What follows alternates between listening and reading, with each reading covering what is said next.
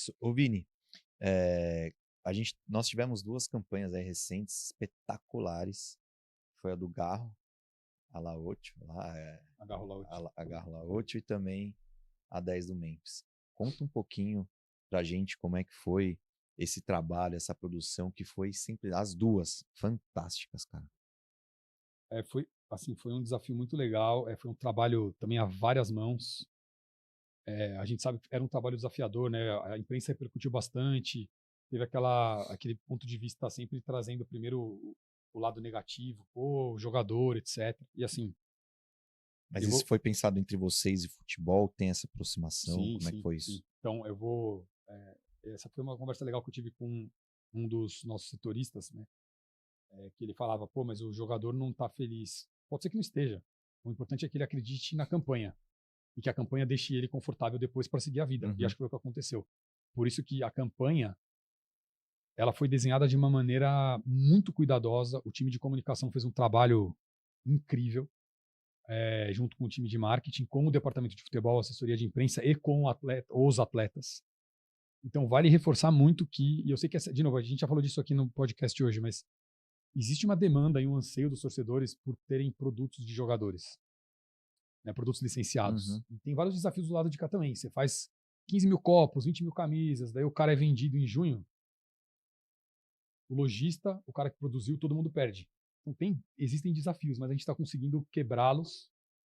A gente está conseguindo envolver os atletas a partir de uma abertura que o futebol nos deu, que de novo eu agradeço bastante ao Fabinho e a todo o time que está lá com ele. Então, existiu uma demanda de sentar com os atletas para desenhar essas campanhas. E a gente sentou com eles, eles foram participativos, eles aprovaram tudo. Então, assim, a presença do filho do Sócrates, no dia, o Garro nos perguntava, pô, ele confirmou. Para ele era importante, porque ele tem um apreço pela história. E ele sabia o quanto aquilo era importante para ele. Uhum. Então, tiveram várias etapas nessa construção. E eu vou falar mais da do Garro, porque eu acho que ela, como ela envolveu torcida, estádio, né, ela foi mais complexa de fazer. Vou resumir aqui para mim, para não ser muito extenso, mas eu lembro que a gente teve, se eu não estiver enganado, a gente jogou numa quinta-feira, que é quando ele entra com a camisa nova. Na quarta a gente lança o vídeo. Não, na quarta a gente grava o vídeo. Então, foi uma loucura essa semana, porque assim, na segunda-feira a gente estava fazendo uma reunião de afinar roteiro, etc. Layout, tudo. Na terça, a gente ficou no CT até as 9 da noite. O Garro participou antes e depois do treino. Foi muito legal, porque ele estava envolvido. A gente pediu para ele resumir para a gente as palavras que representavam a relação dele com o Corinthians.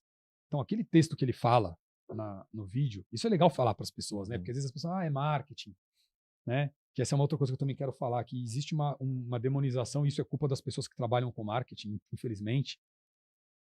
Vou fazer um paralelo com uma coisa que meu pai sempre me falou. Eu sempre reclamei da palavra política para ele. Ele falou, mas Vi, a palavra política ela é linda, na essência. Quem estragou foram os O humanos. ser humano. Então eu acho que o marketing é a mesma coisa. Se criou uma história de que o marketing é mentira. Isso aqui é muito marketing. O Cara, cara é marqueteiro. isso é péssimo para a Péssimo. categoria de marketing. Então, assim, e de novo, se a gente fica fazendo coisa fake, cara, não vai repercutir. Pode ser que seja legal, mas assim, a gente não está entregando o que a gente precisa entregar. Então a gente foi muito chato com isso. A gente pediu para ele falar todos os sentimentos. Então aquela narrativa, aquela história que ele fala, foi escrita em cima de frases e de palavras que ele nos falou até as 9 da noite na terça-feira. Então a gente estava muito mexido com esse filme. Primeiro porque era um filme, acho que foram filmes com naturezas completamente diferentes. Um filme mostrou a história, o legado de uma camisa que passa por várias gerações, de vários ídolos, e que nesse momento, o passar a camisa para ele é uma mistura de duas coisas. Tem o lance do mérito dele estar recebendo a camisa, que para muitos torcedores é a mais pesada da história. Pra mim inclusive. Então, pra mim é 8. A gente, como clube, não cabe ao clube falar, mas cada torcedor tem a sua opinião. É a minha Eu opinião também como tenho. corintiano. Eu também tenho. Então, eu acho que a mensagem para ele entender que essa camisa é a mais importante, ela é legal e você vê que tem todas as gerações, personagens marcantes, desde lá de trás, quando se iniciou o número, que foi uma aula que o Fernando Vanner nos deu sobre isso, né, mostra o quão grande é esse número. Então, esse é um primeiro ponto. E o outro ponto é, junto com esse mérito, vem uma pressão no bom sentido de construa esse legado, que ele é pesado, e agora é com você.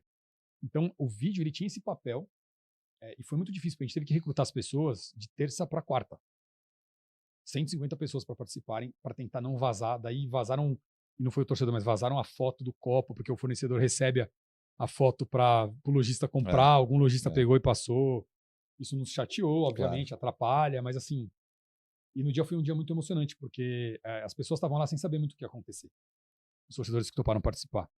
Eu lembro muito de um torcedor que chegou até mim por um canal, que ele mora a 500 quilômetros daqui, eles fizeram uma vaquinha para fazer uma faixa para ele. E eu falei, puta, esse cara tem que estar, meu. Os caras fizeram uma faixa para ele.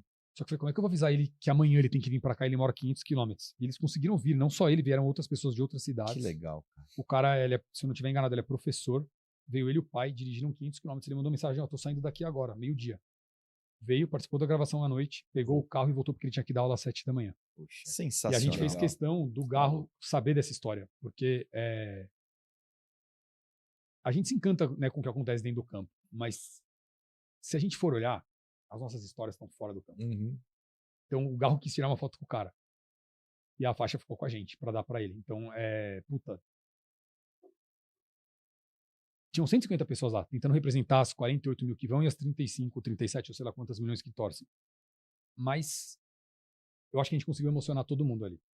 Eu me emocionei 3 vezes, porque eu tive que explicar para os torcedores o que estava acontecendo ali, e acabou que eu, falando ali na hora, eu usei as palavras que ele tinha falado pra gente no dia anterior, e eu me emocionei ali na hora com eles. E depois, quando o filme ficou pronto, também me emocionei 2 vezes, vendo. Eu falei, cara, a gente acertou de verdade, assim.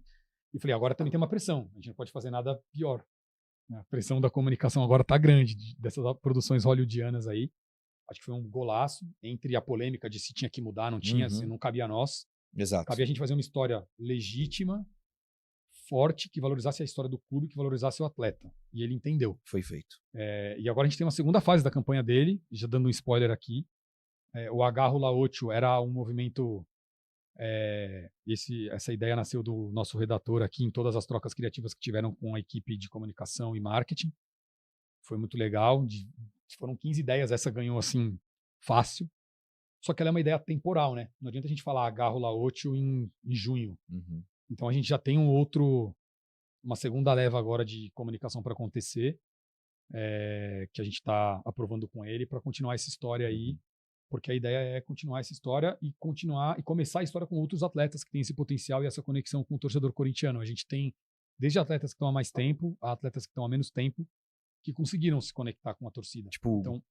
Então a gente quer construir, obviamente agora tem um jogo importantíssimo na próxima semana, então isso não é nem agenda, mas passando esse jogo a gente quer estreitar as agendas com os atletas, de novo com o departamento, exatamente para ter uma estratégia de conteúdo com vocês e com vocês, eu digo, comunicação e de produto, porque a torcida tem essa demanda, tem esse carinho por eles são super-heróis, né?